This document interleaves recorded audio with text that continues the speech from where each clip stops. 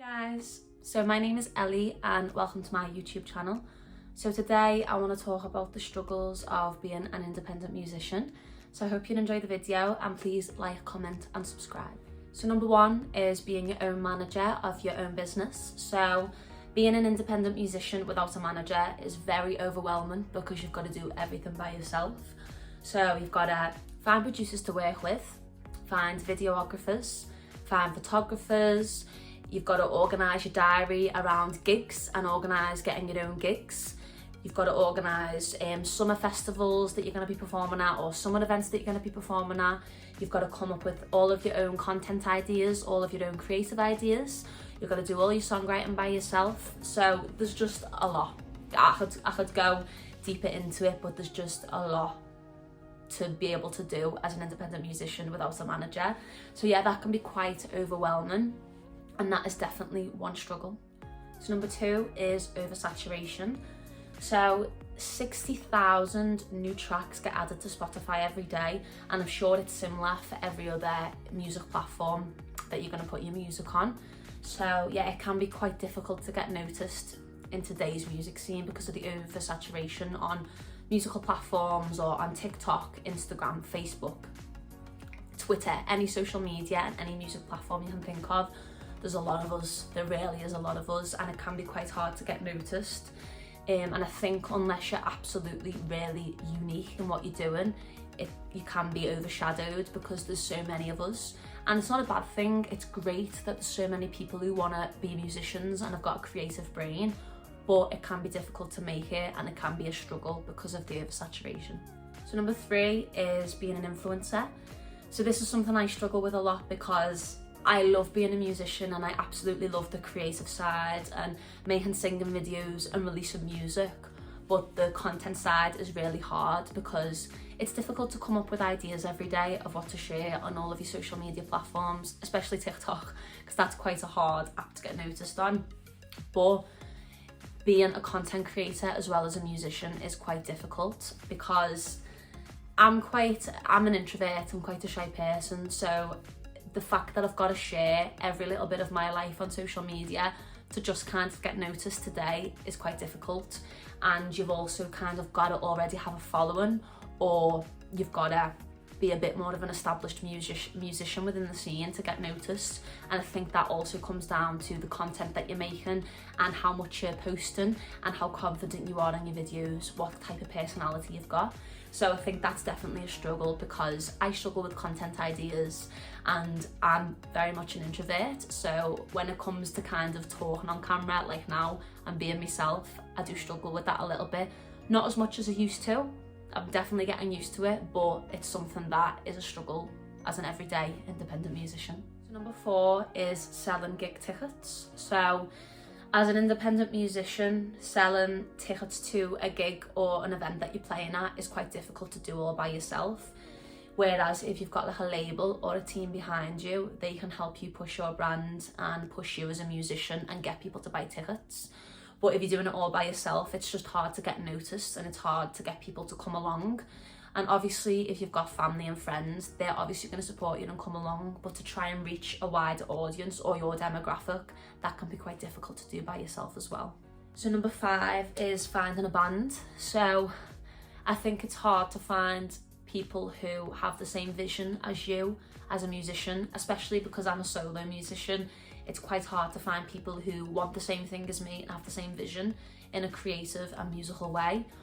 And I also wouldn't want people to feel like they are in the back of what I'm doing because obviously I want band members who are happy and comfortable playing my music and even releasing music as a band. I'm a solo artist, so I wouldn't want anybody to feel like they're left out in releasing music or left out in playing as a band.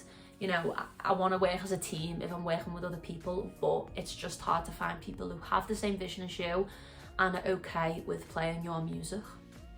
So number six is promoting your music. So I think it's definitely hard to promote your music and your brand all by yourself. You know, unless you've got a label or a team behind you, it's hard to reach a demographic that you want to reach, or it's hard to just reach a large number of people all by yourself. Because when you release a song, you've got to get on playlists, you've got to get on blogs, try and get on the radio, try and get yourself on the radio to talk about your upcoming single. You've just got to try and promote it the best you can. And it's hard, it's definitely hard to do. It takes up a lot of your time to promote a song or to promote a music video as well, and to get people to view it on YouTube. So doing that all by yourself is very overwhelming. And with my last single, Filtered Reality, I did have help to promote the song, and it got over 3,000 streams, and I'm so grateful for that. But I think it would have been hard to get there all by myself, because, you know, if you've got someone else helping you, you can get double the work done. So that is definitely another struggle. So number 7 is it can get quite lonely. So as a independent musician who's a solo artist, it does get quite lonely because you're doing everything by yourself.